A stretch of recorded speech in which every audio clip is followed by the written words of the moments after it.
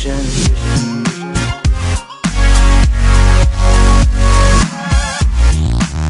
Isn't that wicked, honey? That's unreal. A giant cigar in the sky. Rain so heavy it sends eels swimming through the streets. Eels in the gutter. And a sunset stops traffic in New York. Oh, there it is. There's always been weird weather, but today, thanks to the smartphone, more and more of these crazy events are being captured on camera. My feet are going numb. I think we should go.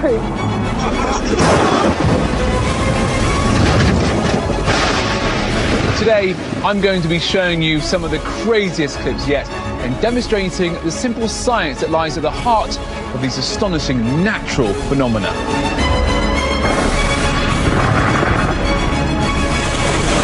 Welcome to the world's weirdest weather.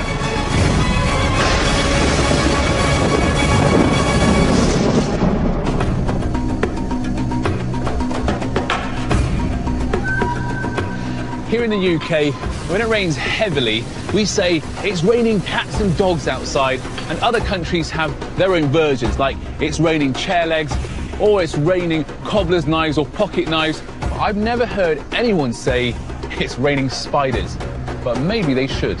Take a look at this.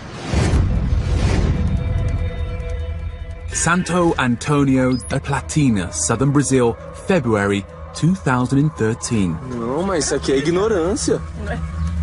The sky is full of spiders. Thousands of them swarming to form a cloud. Não, mas isso aqui é ignorância. Chover na aranha.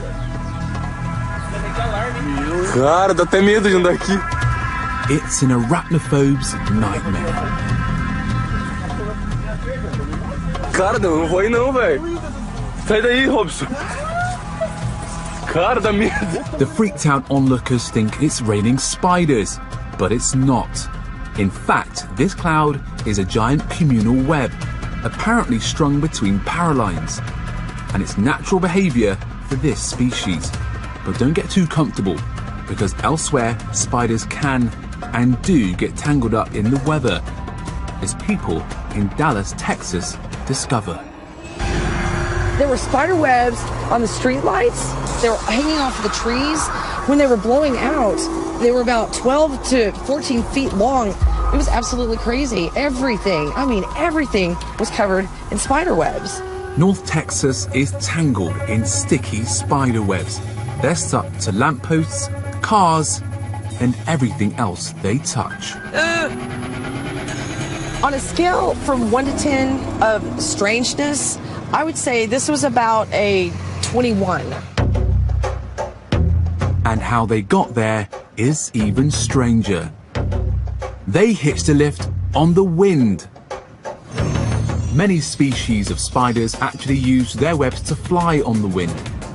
It's called ballooning. Spider ballooning is most often seen in young spiders, and they use it as a way to spread out over long distances and find new habitats. These special webs act like sails, so it only takes a slight breeze to get the spiders airborne. There they go. By taking advantage of the weather, the Texan spiders may have travelled hundreds of miles. And it's not just the wind that helps our eight-legged friends take off. Physicist Joe Dwyer explains how spiders can fly using lightning. So the Earth actually forms this electrical circuit called the global circuit. It's energized by thunderstorms. When a storm cloud forms, positively and negatively charged particles within the cloud are separated. This separation creates static electricity, which can be discharged in the form of lightning. But some of this static electricity is not discharged. It remains in the atmosphere. Even if there are no thunderstorms around, there's still large-scale electric fields. They're always there. A spider's web can pick up a few of these charged particles. Just like in a magnet, like charges repel each other. Because the particles on the web have the same charge as the particles in the air, The web is pushed away and the spider flies. Now, if you're very light, like a little spider, then it's possible, if you have enough charge on you or on your little web, to float or to rise in such electric fields. Joe has prepared a simple demonstration to show how this works. I made some homemade spiders.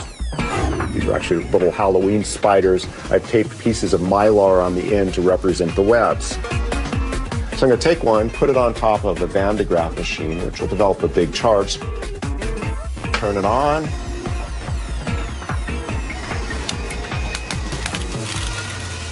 And away it goes.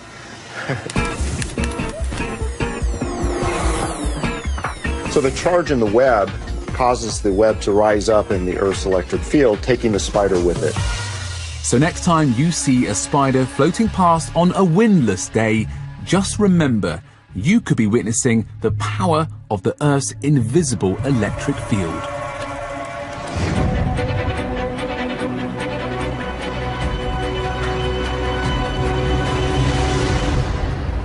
We've all heard of Movember, the month when thousands of men across the UK grow a moustache in order to raise money for charity. But what I bet you didn't know was that sometimes the weather joins in too.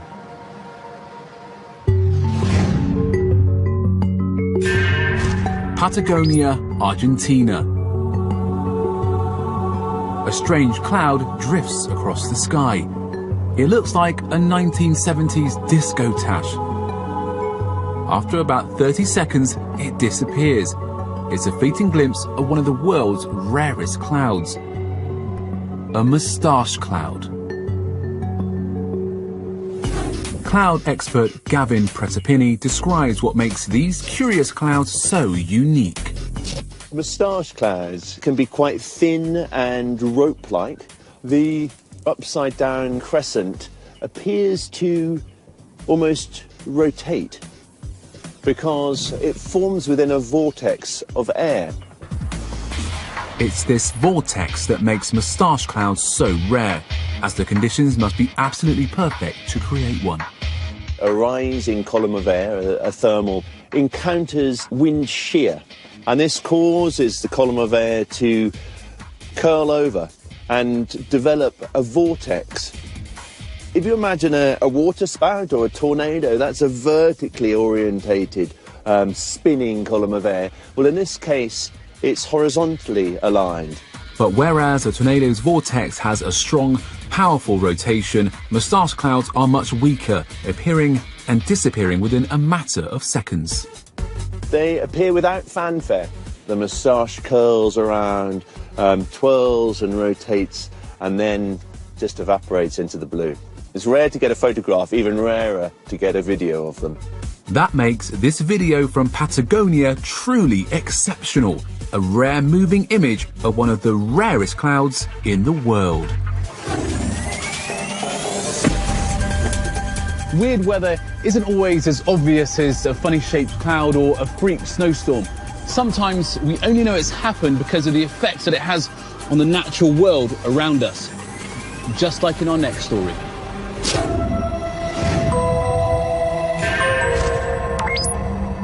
Qingdao, China. This once beautiful bay was selected to host the sailing events at the Beijing Olympics. But over the last decade, it's become more famous for its annual invasion by a sprawling green blob. Because it extends to 1 kilometer, you can't escape. The slimy green intruder is a kind of algae called sea lettuce. 准备到海边泡泡游泳的，结果这样的情况就不敢下嘛。我觉得很脏，就不敢下去。 So what's all this got to do with the weather? Well, in the springtime, heavy rainfall washes fertilizer from the surrounding farmland, and it all ends up in the sea, where the algae go mad for it, reproducing like crazy and filling the bay.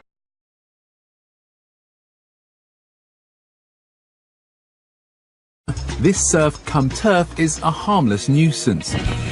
But on the other side of the globe, an altogether different green tide is a deadly threat.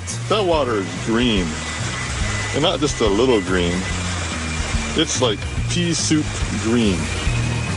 In 2011, satellite images show Lake Erie turning green with algae as record rainfall drains fertilizer into this North American landmark. Zen Archer, a lakeside local from Cleveland, Ohio, is a witness to this mega bloom. I've lived in Cleveland all my life, and I've never seen anything like that in the lake before. There is nothing but green, yucky algae everywhere. Unlike the harmless sea lettuce in China, Ohio had been invaded by a killer, blue-green algae. Blue-green algae, or cyanobacteria, produces a toxin called microcystin that can irritate the skin and attack the liver, causing illness and sometimes death. Lake Erie is the shallowest of the Great Lakes. This allows the summer sun to raise its temperature more easily than its deeper neighbours, creating a cosy haven for amorous algae to get it on. And in 2011, the conditions were simply perfect. It had been rainy, but also very, very warm. Combined with not a lot of wind or air resulted in this algae proliferating and filling the water. This isn't a problem that's going to go away easily. Springtimes are getting wetter and summers are getting hotter. So as long as farmers keep using fertilizer, the green goo will keep on coming back. Coming up next, what happens when a mountainside dissolves? And the tale of two cities as the sun stops traffic in London. And the wind wipes out a lakeside resort.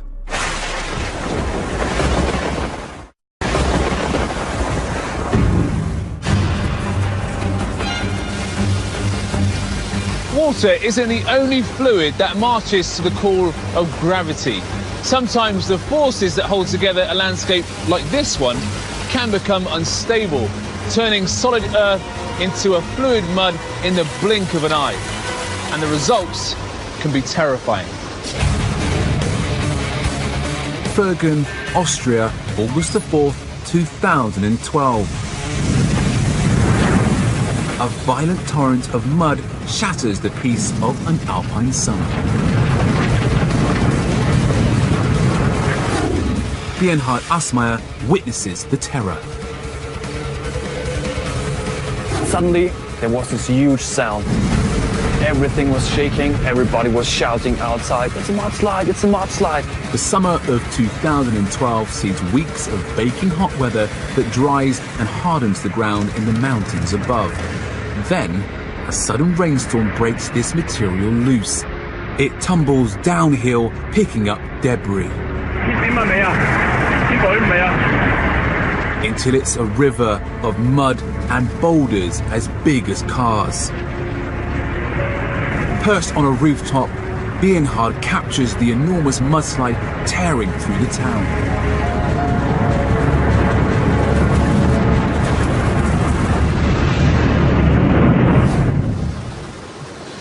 Mudslides happen when fine particles of earth in a slope become unstable, either by drying out too much, like what happened in Austria, or the opposite effect, too much water, which causes the mud to swell until it can't hold itself together any longer. In both situations, the greatest danger is to the people that live below, because the flow of the mud can pick up huge rocks and boulders on the way down. And of course, the steeper the slope, the faster these rocky projectiles bounce down the mountain. You can imagine two of these coming towards you at 50 miles an hour. Despite the danger, Bernhard keeps filming. It was like watching a movie, but you are part of the movie.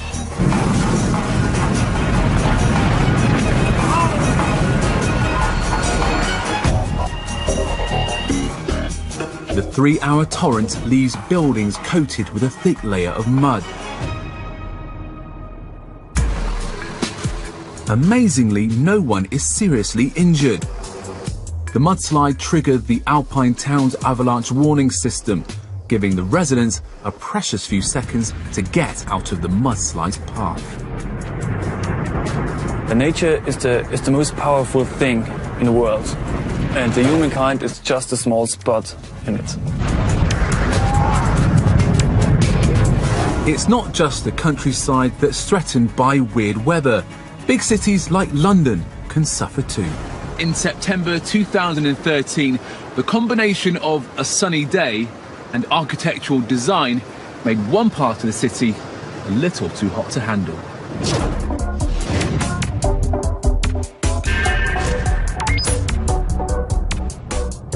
It all begins as a typical summer's day. But on one corner of the city, it gets so hot, a car starts to buckle and melt. Nearby, a shop doormat gets scorched and a plastic window display bubbles and warps. How can this happen in London, where the city's highest recorded temperature is 38 degrees? The answer lies with a newly built skyscraper known locally as the Walkie-Talkie, thanks to its distinctive curved shape. What was happening in London was similar to what I'm doing here. The magnifying glass is concentrating the sun's rays down to a single point on the paper. And that's what was happening to the building. It had a mirrored outside and a concave shape, focusing the sun's rays down to a single point on the pavement. Unfortunately, that was where the car was parked. And believe it or not, the temperature soared to 90 degrees centigrade, almost hot enough to boil water. And definitely hot enough for a traditional British fry-up, cooked in a less than traditional way.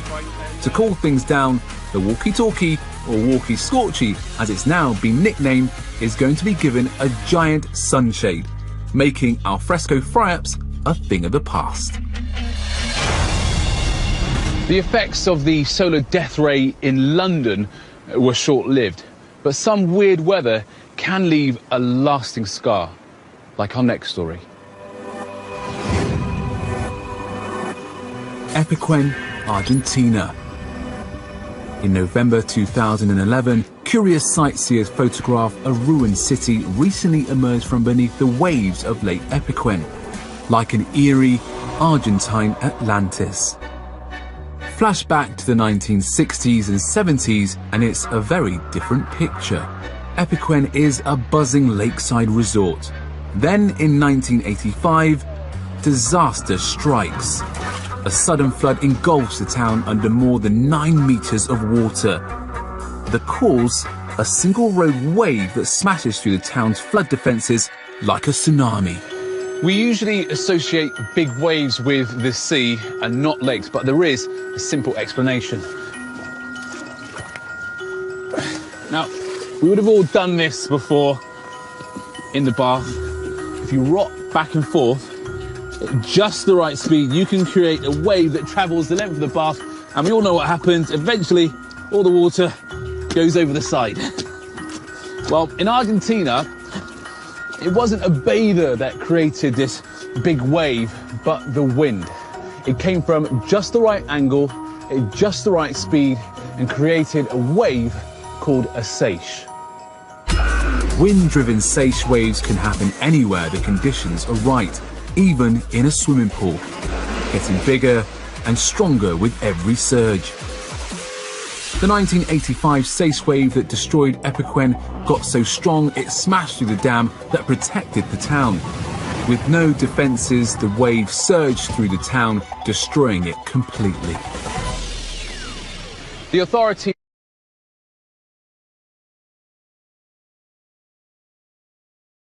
quickly realised it was easier to abandon the buildings than rebuild the protective dam.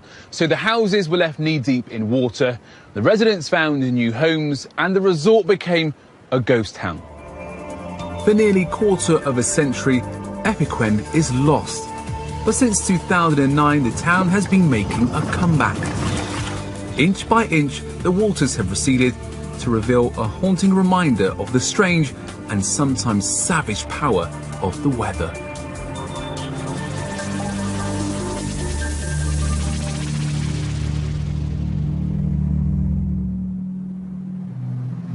most people see a cloud every single day of their lives. And if you live in the UK, you get to see a fair few more. But it's not often that you see a cloud that makes you stop and stare. And that's exactly what happened in the US in 2012. Sea Isle City, New Jersey, June the 7th, 2012. An ominous cloud looks like an advancing apocalypse. Looks like a real bad boy. In fact, it's a rare roll cloud. Very unusual.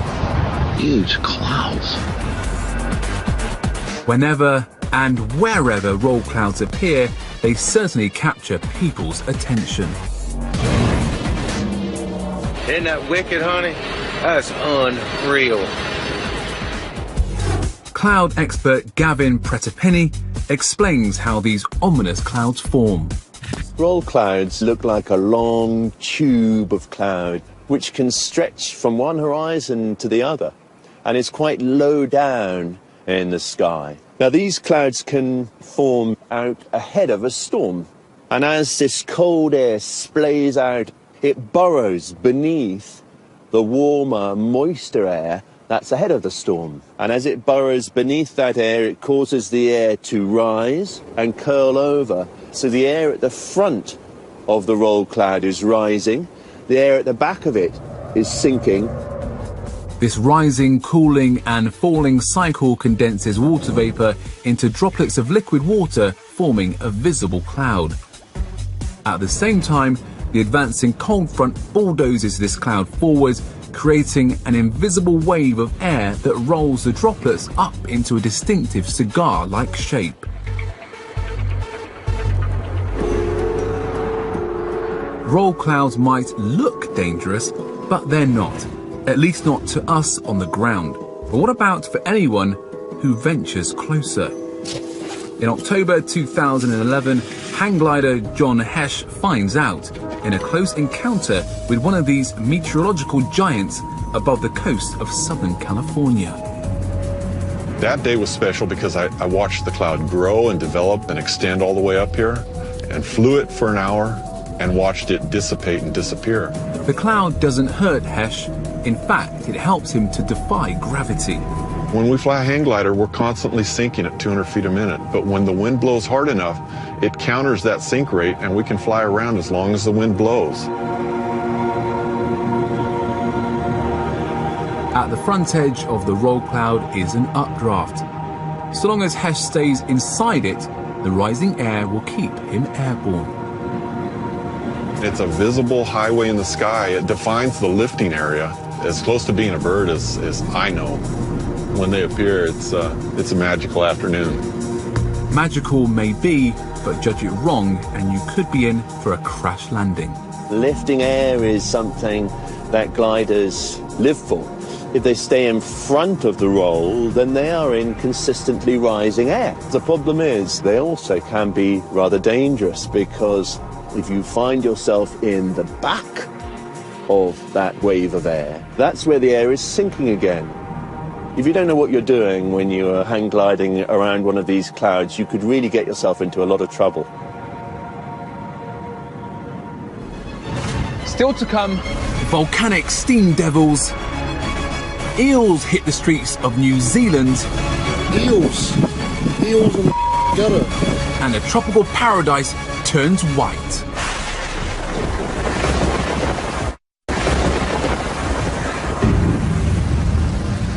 When it rains, the natural thing for you and I to do is to run indoors and take shelter.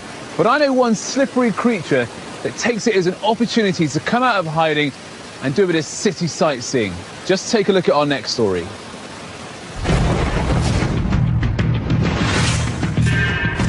Master the eels swimming in the gutter. I looked down to my left, there was a couple down there. There was, they were actually swimming on the footpath. Look at this. Eels on the road. When we got out and actually saw that there was eels swimming around, yeah, it was a bit of a shock. So first time I've ever seen that in the streets. How did a dozen eels slither into a suburban street? It's down to an exceptionally heavy rainstorm. I just remember the night before it was raining at least 24 hours non-stop. It normally takes days of rain to flood the streets this badly. So what was going on in New Zealand? The answer, 3 crucial ingredients. The first ingredient that you need is a thundercloud. The second thing that you need is for that thundercloud to be holding a vast amount of rain. And finally, you need that storm to unleash all the rainwater onto a small area in a short space of time.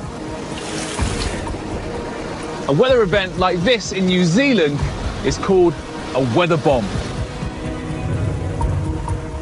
When a weather bomb explodes, it can trigger a flash flood. So much water falls so quickly, it overwhelms the drainage system. The drains overflow and water surges into the streets. A really torrential flood can flush out anything and everything that floats, including living creatures. They actually came through this drain here. This drain runs to a creek at the back of the house that my grandmother lives in. Most of us would be freaked out, but to Jermaine's grandma, they're not scary, they're lunch. My nan actually was encouraging us to go out there, catch them, so she could eat them. But she's old school, so she was keen to have a nice feed of eel. Luckily for the eels, Jermaine has other ideas. Instead of cooking them, he releases them back into the local creek. Is the eels, people? Told you we were releasing them, we didn't eat them. So next time it rains, don't forget your umbrella and your fishing rod.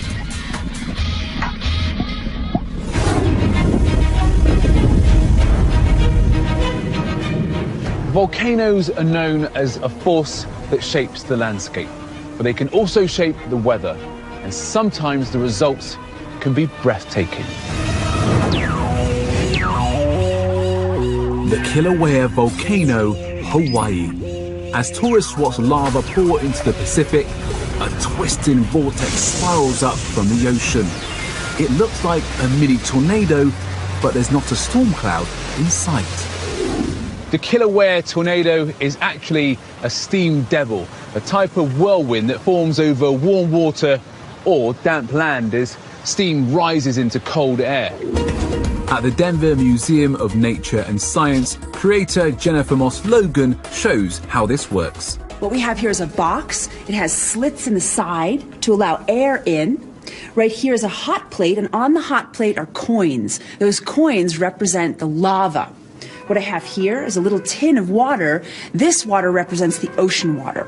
Let's see what happens when we add the ocean water to the lava. When water meets hot lava, it turns to steam. This starts to mix with the cold air around it. More air is drawn in from the surrounding area, creating a circular air current that spins the escaping steam. That rising column of steam, that's the vortex. The air is rushing in and circulating around and causing that beautiful vortex. That is our steam devil.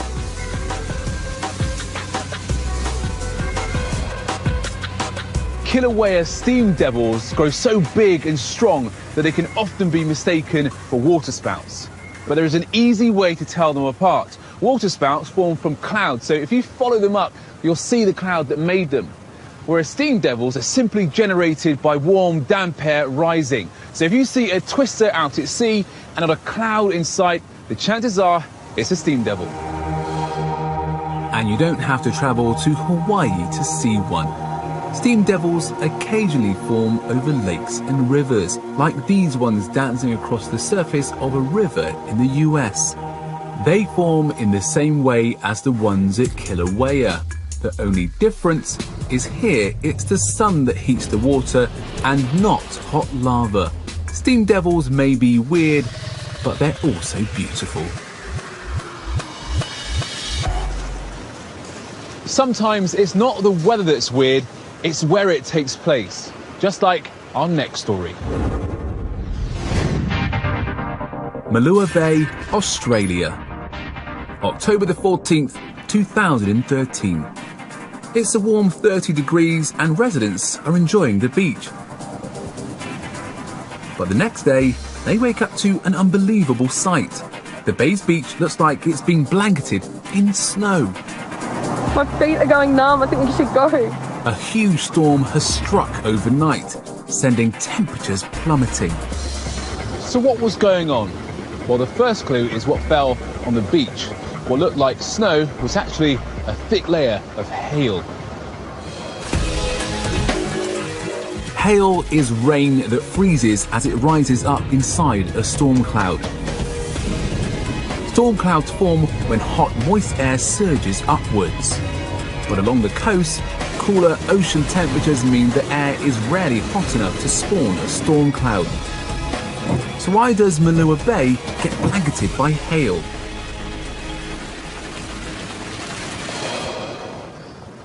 Thunderstorms in Australia at that time of year aren't uncommon, but what was very unusual is that the thunderstorm was so big, with so much hail, and so close to the sea. It seemed incredibly unlikely. Something else must have triggered the weird weather, and that something was raging further inland. In surrounding New South Wales, soaring temperatures spark over 70 wildfires. Wildfires heat the air around them, causing the air to rise very rapidly. And in Australia, all that air rising from the wildfires powered up the thunderclouds, making them much, much stronger. And the convective currents helped them to produce a lot more hail. And once the clouds cleared the fires, they dumped this massive hail right on the beach, turning this surfer's paradise into a winter wonderland. Coming up next on the world's weirdest weather. The sun stops traffic in New York.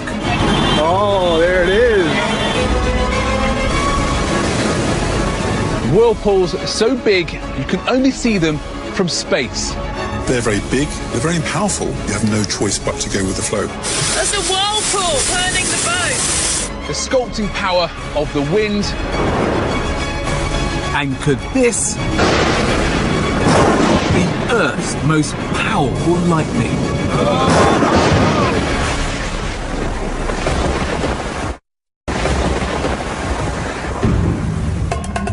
Weird weather can disrupt our lives. A mudslide can wipe away a whole community, and flash floods can bring a city to its knees. But there's another type of weird weather that can stop traffic for very different reasons. New York, July the 13th, 2012. A crowd gathered.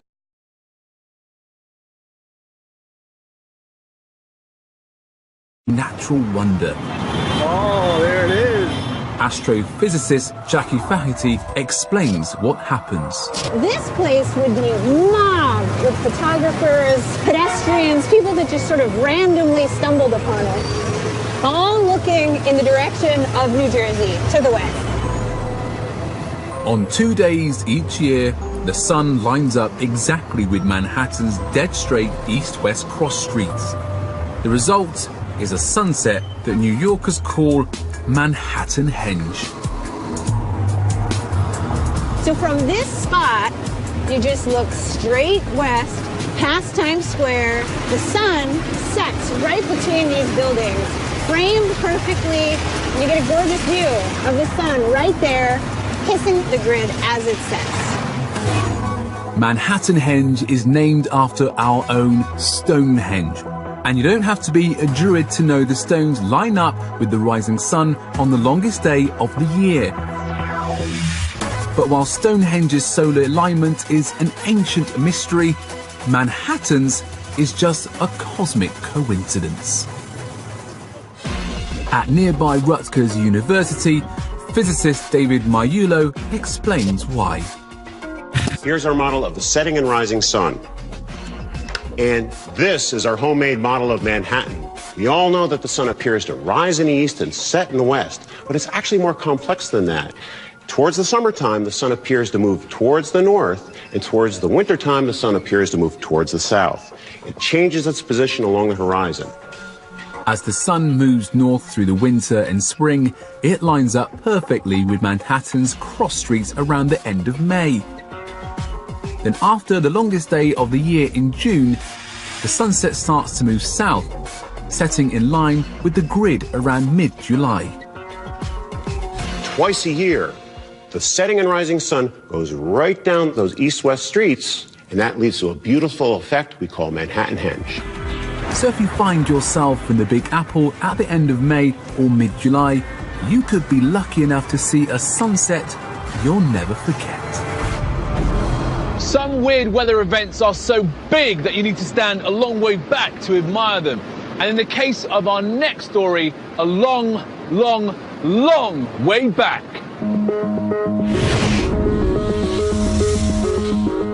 The Cape of Good Hope, South Africa, December the 26th, 2011.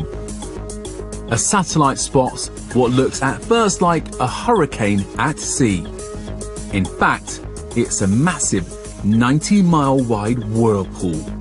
For oceanographers Simon Boxall, photos like this have huge scientific importance. When we first started observing the oceans from space, one of the very first features we looked at were these rings.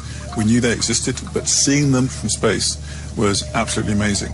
The massive whirlpool has spun off the Agulhas Current, which runs down the east coast of Africa and turns near the Cape of Good Hope. They're very big, they're very important, but they're also very harmless because they're moving at maybe 1 or 2 miles an hour. Gentle giants like this can be seen in every ocean and are a result of the strong winds and currents circulating around the world. Whirlpools are also created by underwater volcanoes and earthquakes. But the most dangerous are found when a large mass of water is forced through a narrow gap. These whirlpools are very real. I've certainly been caught in whirlpools in the past. They can be quite scary. You can do nothing about them, and they do occur anywhere where we get very strong flows. The Saltstraumen Strait in Norway might look quite calm, but in fact it has the world's strongest tidal current, which creates the most powerful whirlpool on Earth. Over 100 billion gallons of water squeezes through this narrow channel every 6 hours. That's the equivalent of 160,000 Olympic-sized swimming pools. While in the Straits of Corryvreckan, it's the rocky Scottish seabed that churns the onrushing tide into fearsome whirlpools. That's actually the whirlpool turning the boat. Even though it's tiny in comparison to its giant South African cousin, when the wind's blowing, its roar can be heard over 10 miles away. Whirlpools tend to be fairly small affairs, very powerful, but you have no choice but to go with the flow. So it's a good idea to treat whirlpools like the twisters of the water world and get out of their way. Here in the UK, we're lucky to have such dramatic coastlines like this. These rocks have been eroded into these rugged shapes by the sea. In other countries, some even weirder rock structures exist, and some hundreds of miles away from the nearest ocean. What shapes them is the wind.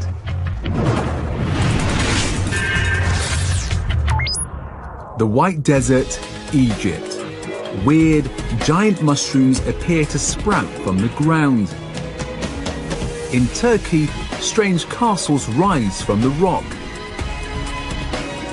And an ocean of stripy waves flow across Arizona's desert. They look for all the world like contemporary art, but the only sculptor here is the weather.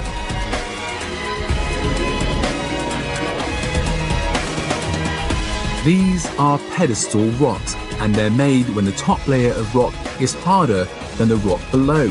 Over time, wind and sand wears away the weaker rock, leaving the harder rock impossibly balanced on top.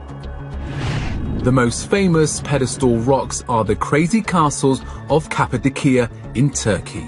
Over thousands of years, locals have carved these weird-looking formations into homes, forming a village of hobbit-like caves.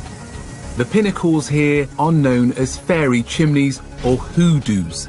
and they were formed by ancient volcanoes spewing tough basalt rock over softer rock, with sand and wind cut away to leave the hoodoos behind. And some of them are huge, the size of 14-story buildings with multiple homes carved out of them, like a tower block. And check out this psychedelic sea of stripes in Coconino County, Arizona. Over time, layers of sand lay down and solidify to form rock. Then the wind erodes the rock, revealing a candy stripe slice through history. It's amazing just what the wind and sand can do.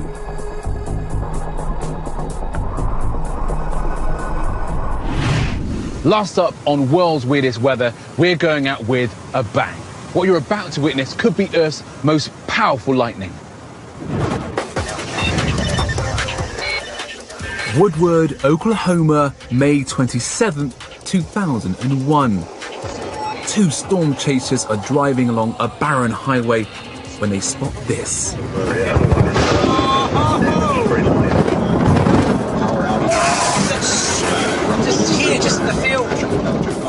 A lightning bolt that lasts for almost 3 seconds, surging with 100 times the power of an ordinary strike.